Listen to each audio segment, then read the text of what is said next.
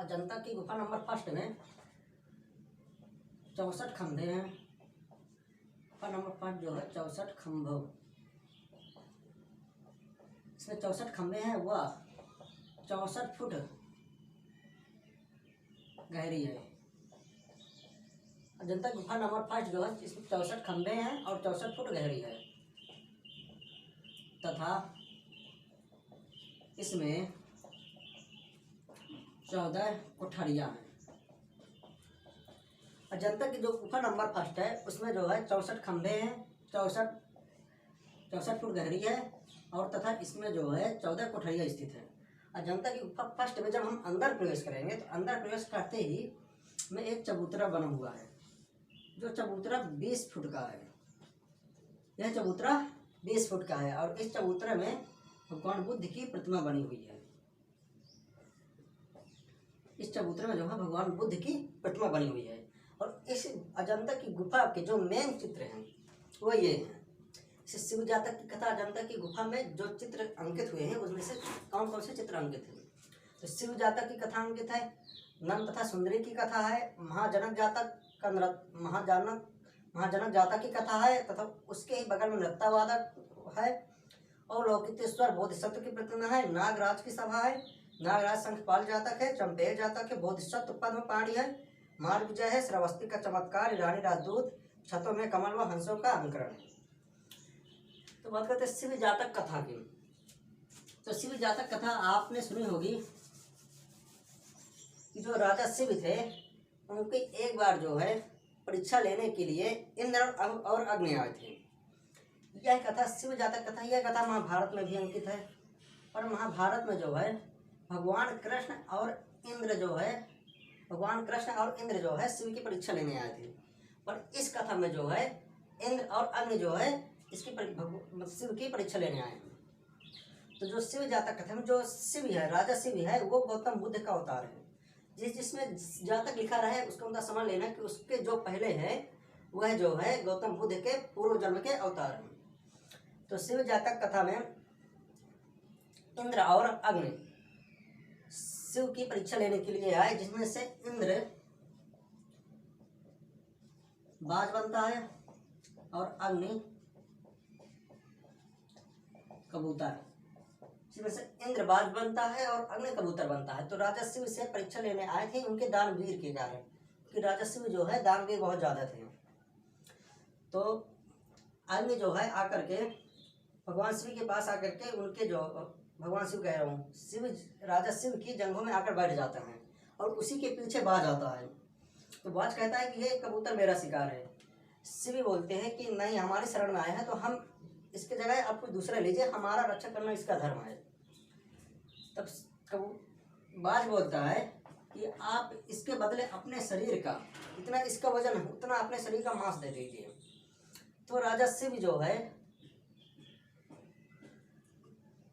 इंद्र को जो है अपने जंघा का कटा हुआ बांस देते हैं। तो शिव जातक कथा में जो गुफा नंबर फर्स्ट में यही चित्र अंकित है कि शिव जो है बैठे हुए हैं, एक हाथ में तराजू लिए हुए हैं और उनके एक जंघा में अग्नि बैठा मतलब कबूतर बैठा हुआ है और उसी के पास में बाज बैठा हुआ है।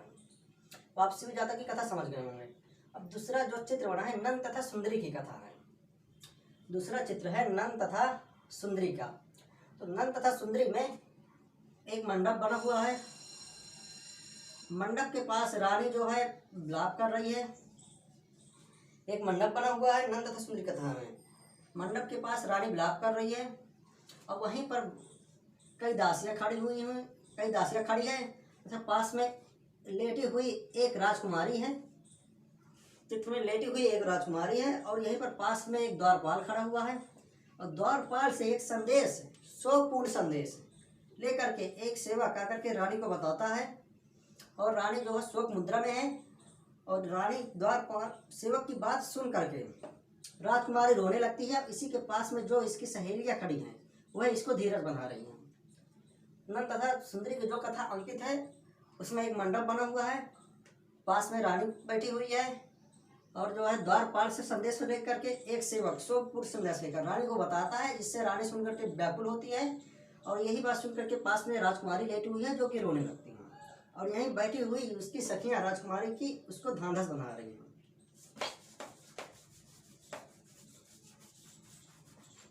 अगला चित्र है वो है महाजनक जातक। अगला चित्र जो गुफा नंबर फर्स्ट में है वो है महाजनक जातक का। तो महाजनक जो है, आपको जनक मालूम है, मिथिला नरेश जनक थे। मिथिला नरेश जनक सीता जी के पिताजी। तो ये जो महाजनक है ये भी मिथिला के ही राजा थे। महाजनक जो है ये भी मिथिला के ही राजा थे। तो ये भी गौतम बुद्ध के अवतार थे। तो महाजनक जातक जो गुफा नंबर फर्स्ट में जो चित्र अवतरित है उसमें महाजनक जातक में जो राजकुमार महाजनक हैं,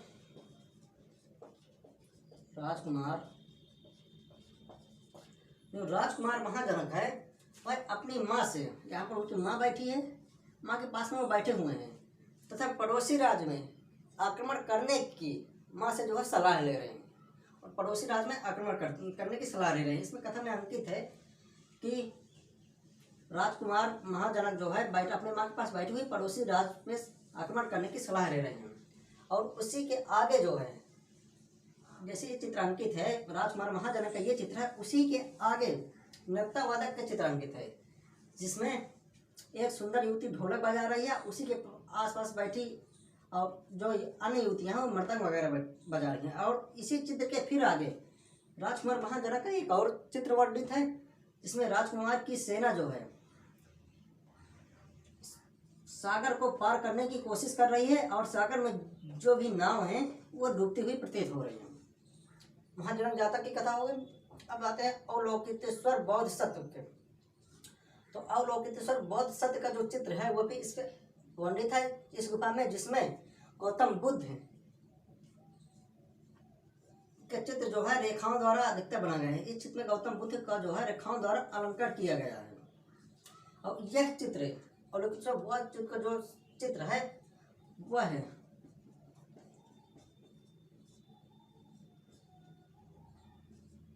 केंद्रीय सिद्धांत को ध्यान में लेकर के बनाया गया है।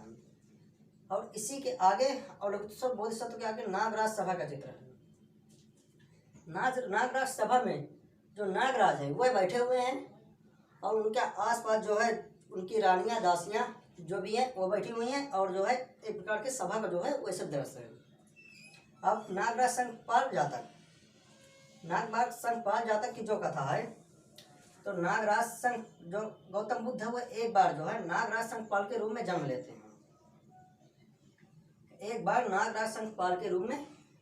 हैं। और उसी का चित्र जो है इसमें वर्णन ज़्यादा खास चित्र नहीं है। अब आगे का जो चित्र है चंपे जातक ये भी एक नाग से संबंधित है कि गौतम बुद्ध जो है नाग के रूप में जन्म लेते हैं। नाग के रूप में जन्म लेने के बाद मतलब नागलोक में जन्म लेते हैं। नागलोक में जन्म लेने के बाद पृथ्वी में आते हैं। पृथ्वी में आने के बाद वाराणसी की निकट तपस्या करते हैं। वाराणसी के निकट जब तपस्या करते हैं तो इनको एक व्यक्ति पकड़ लेता है। पकड़ने के बाद वह नगर में ले जा करके, मतलब सांप पकड़ने वाला जो होता है वो पकड़ ले जाता है। पकड़ने के बाद जो है वाराणसी के पास कहीं पर इसके जो है नाग को जो है खेल दिखा रहा था। जब नागराज की पत्नी को जब चंपेज की पत्नी को इसके बारे में पता चलता है तो वह वाराणसी के राजा से जा करके अपने पद को छुड़वाने की भीख मांगते हैं। और वाराणसी के राजा सपेरा से जो है नाग को जो है छुड़वा देते हैं। जब नाग को छुड़वा देते हैं तो चंपे खुश होकर के वाराणसी के राजा को अपने लोक ले जाता है, नाग लोक ले जाता है।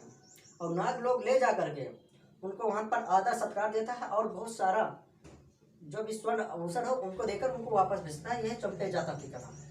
और जो अगला चित्र है गुफा नंबर 5 में बोधिसत्व पद्मपाणि का।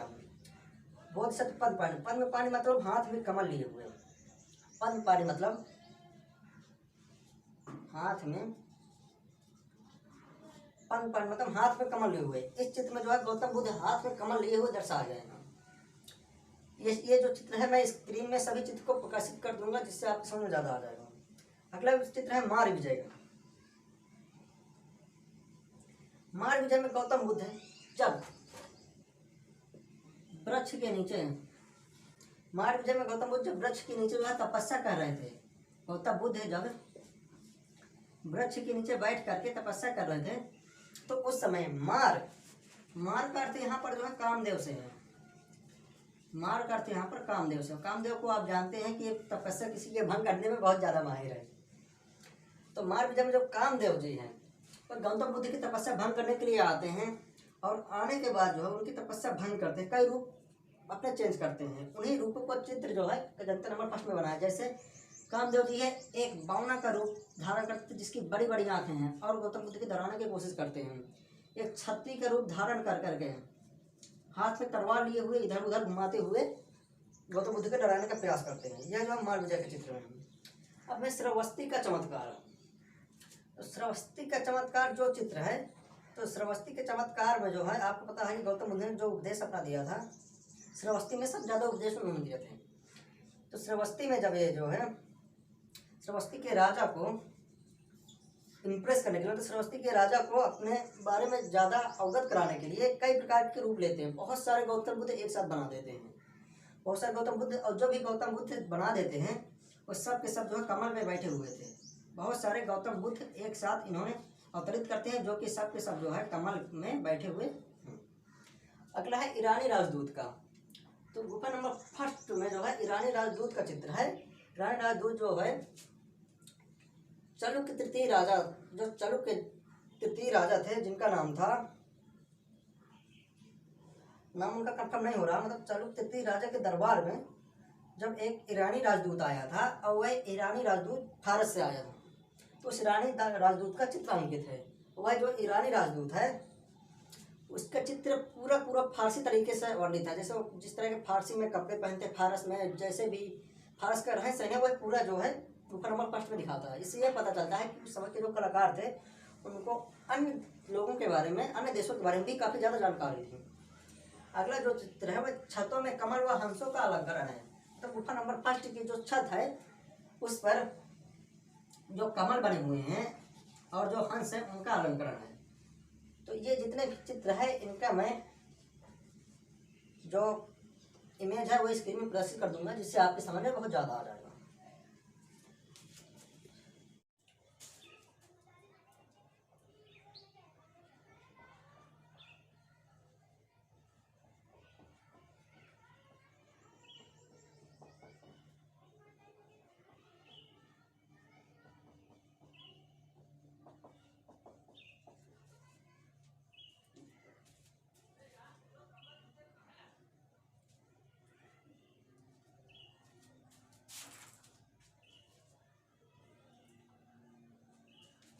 अजंता की जो गुफा नंबर 1 है, पहली बात अजंता की गुफाओं की बात कर लेते हैं। तो अजंता में जो है 29 गुफाएं जो कि प्रारंभ में खोजी गई थी, और लास्ट में एक गुफा खोजी गई है जिसका नाम जो है गुफा नंबर 15A के नाम से रखा गया है। तो 29 गुफाओं में जो है गुफा नंबर 1 की बात करेंगे। गुफा नंबर 1 का मतलब ये नहीं है कि जो है सबसे पहले यही गुफा बनाई गई है। ये गुफा नंबर 1 इस प्रकार पड़ा कि जितने भी अजंता की गुफाएं हैं उनको जो है पूर्व से लेकर के पश्चिम की ओर गिना गया। उनको जो है पूर्व से लेकर के पश्चिम की ओर गिना गया। तो पूर्व से जो है 1 2 3 4 5 6 इस तरह इन गुफाओं का जो है नामकरण किया गया। तो इसमें से जो गुफा नंबर 1 है हम उसके बारे में बात करेंगे। तो गुफा नंबर 1 जो है इसको माना जाता है कि यह है 500 ईस्वी से 625 ईस्वी के आसपास बनाई गई थी। गुफा नंबर 1 जो है यह 500 ईस्वी से 625 ईस्वी के आसपास बनाई गई थी। और जो हमारे प्रसिद्ध कलाकार थे जिनका नाम था R.A. अग्रवाल, R.A. अग्रवाल। तो R.A. अग्रवाल की एक पुस्तक है कला विलास। तो जो कला विलास पुस्तक है ये एक जो है क्षेमेंद्र की भी है। इसके लेखक जो है क्षेमेंद्र जी भी है। तो क्षेमेंद्र की जो कला विलास है वह कामसूत्र से रिलेटेड है, लेकिन ये जो कला विलास है इनकी ये साहित्य से, R.A. अग्रवाल जो कला विलास है वो कला की साहित्य से रिलेटेड है। तो कला विलास में इन्होंने जो है गुफा नंबर 1 का जो सन बताया है वह बताया है 575 से 600 ईस्वी। कला विलास में इन्होंने R.S. अग्रवाल ने 575 से जो है 600 ईस्वी में बताया है। तो बात करते हैं गुफा नंबर 1 में पहले अजंता की गुफा स्थित कहाँ है। आपको ये बताना मैं भूल गया। तो अजंता की गुफा जो है महाराष्ट्र राज्य के औरंगाबाद जिले में,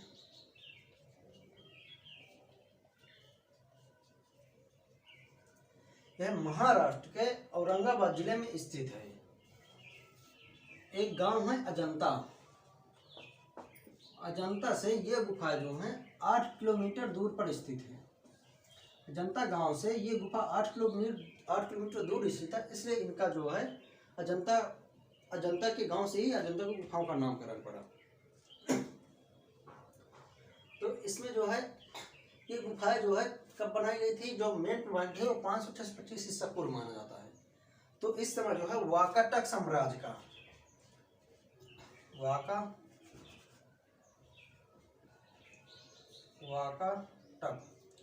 वाकाटक साम्राज्य का जो है पतन हो रहा था। वाकाटक साम्राज्य जो है दक्षिण भारत में स्थित था। जब गुफाओं का निर्माण हो रहा था उस समय वाकाटक साम्राज्य का पतन हो रहा था। चालुक्य सम्राट का उदय हो रहा था। जब ये गुफाएं बनाई गई थी 525 ईसा पूर्व, अजंता के मतलब जब फर्स्ट गुफा बनाई गई थी तो उस समय वाकाटक साम्राज्य का पतन हो रहा था और चालुक्य सम्राट का उस समय उदय हो रहा था। तो ये गुफा जो है लगभग काफी लेट में बनाई गई है। और यह भी माना जाता है कि जो प्रथम गुफा है अजंता की, गुफा नंबर फर्स्ट जो है, यह सबसे बाद में बनाई गई गुफा है। अजंता की गुफा नंबर फर्स्ट जो है सबसे बाद में बनाई गई गुफा है। तो वाकाटक साम्राज्य का पतन हो रहा था और चालुक्य सम्राट का उदय हो रहा था। तो अजंता की गुफाओं में जो है पहले की जो गुफाएं हैं उनमें गौतम बुद्ध के बारे में तथा उसके रिलेटेड जातक कथाओं के बारे में ज़्यादा मिलता था। लेकिन जो गुफा नंबर फर्स्ट है उसमें जो है जो वर्तमान में राजा थे उनके बारे में भी काफ़ी जो है जानकारी मिली। गुफा नंबर फर्स्ट में जो वर्तमान में राजा थे उनके बारे में भी जानकारी बनाई गई तथा उनके मतलब चित्र बनाए गए थे।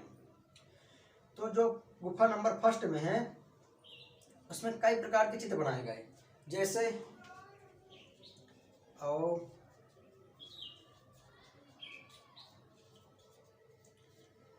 अवलोकितेश्वर बोधिसत्व,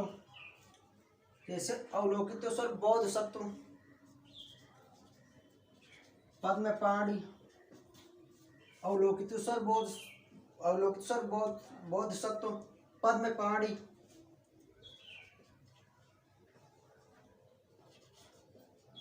चींटियों के पहाड़ में तपस्या करता सर्प, चींटियों के पहाड़ में तपस्या करते हुए सर्प भी इस पे बनाया गया। और नागराज के दरबार का दृश्य, नागराज के दरबार का दृश्य और नाग शंखपाल का चित्र इस पे बना हुआ है। इसके साथ ही अवलोकितेश्वर बोधिसत्व हो गए, पद्मपाणि हो गए, चींटियों के पहाड़ में तपस्या करता सर्प हो गया, नागराज के दरबार दृश्य हो गया, नाग शंखपाल हो गए, राजा शिव की कथा, राजा शिव की कथा जो कि जातक में मिलती हैं, अन्य जातक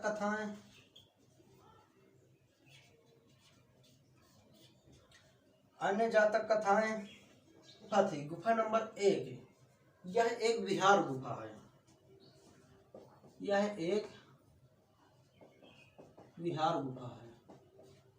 विहार गुफा या मठ गुफा है।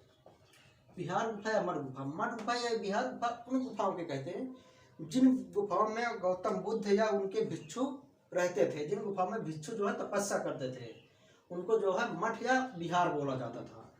और जो कई गुफाएं हैं 29 + 30 मिला करके जो अन्य गुफाएं हैं, और गुफाओं में जो है बहुत सारी चैत्य गुफाएं हैं। तो चैत्य गुफाओं का मतलब होता है मंदिर। मंदिर मतलब एक प्रकार से जहाँ पर जो है भिक्षु जो है प्रार्थना करते थे, पूजा करते थे, उनको चैत्य गुफा कहा गया है।